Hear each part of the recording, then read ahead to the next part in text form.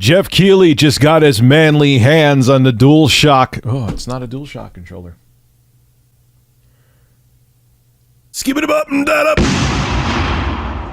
So Geoff Keighley, just today on the Game Awards YouTube channel, just posted a video entitled PlayStation 5 Hands-On with a DualSense PlayStation 5 or PS5 Controller. Now, we got our first taste of the DualSense controller on April 7th, 2020 of this year, and it looks to be a huge step up from the DualShock 4 controller. Instead of just having rumbling motors, it'll have haptic feedback, kind of like your iPhone has. It will have adaptive triggers, which, so if you're pulling a bow and arrow, you'll actually feel tension in the analog triggers.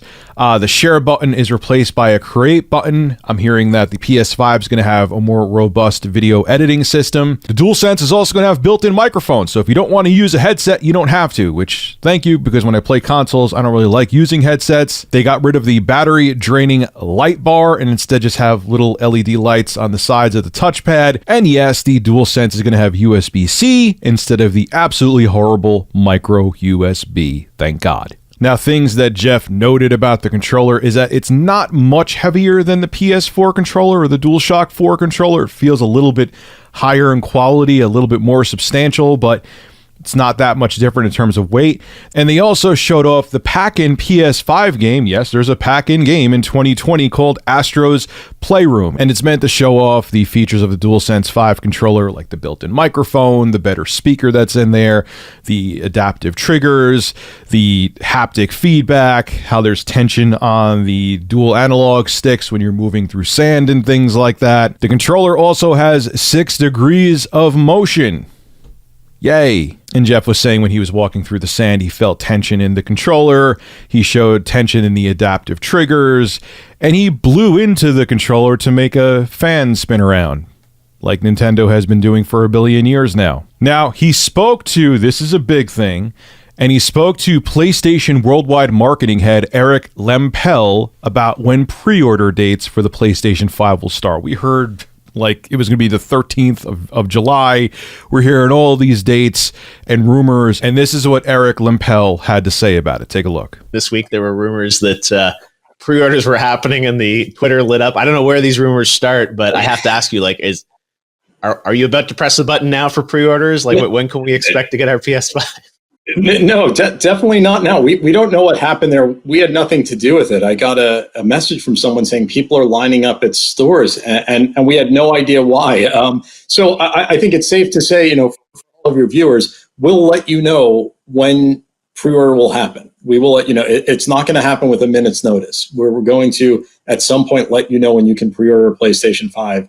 So please don't feel like you have to go run out and line up anywhere until you receive official notice on how that'll work. So everybody, calm down your nips. Stop making them hard. Get those nips flaccid. Sony will give you a heads up when they're going to have the pre-order release date. So you could get your wallets ready and prepare for them to smoke. So it's not like it's going to be a surprise out of nowhere where you have to jump on your smartphone or on your computer and go to like Best Buy and pre-order as fast as possible. So I mean, you're probably still going to have to do that anyway because everyone's going to be waiting now to get a PS5 because they're going to announce the release date, but it's not going to be out of nowhere like everyone was expecting. So from what I saw with Geoff, the DualSense 5 controller looks really comfortable. My favorite controller of all time is the Xbox 360 controller. Granted, on the flip side of that, it has the worst D-pad of all time, but overall, that controller was so comfortable, man. It was perfect. If it had a better D-pad, it would have been the perfect controller. But in terms of ergonomics, it felt so good. My hands felt comfortable with them. I never felt any kind of fatigue or cramping, at least for a very long time anyway. And I like the Xbox One controller, but it just wasn't as good as the 360 controller, and I actually thought that the PS4 was a more comfortable controller with current generation consoles. So it's nice to see that Sony totally revamped the DualSense controller. They're totally remaking a controller for the PlayStation 5, and if it feels as good as it looks, then that means you're going to have plenty of hours with that controller without feeling any fatigue. And beyond all the gimmicky features, that's the most important thing, is ergonomics.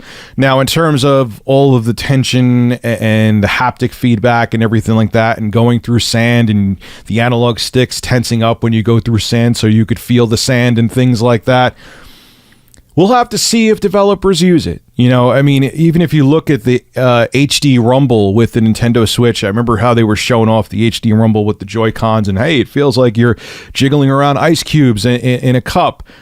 Hasn't really been used.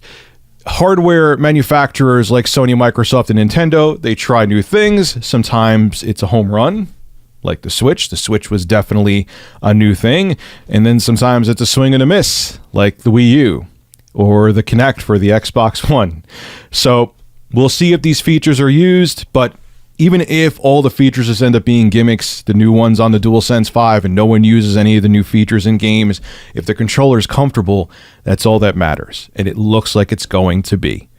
This is Rich of Review Tech USA signing out. Have a good one.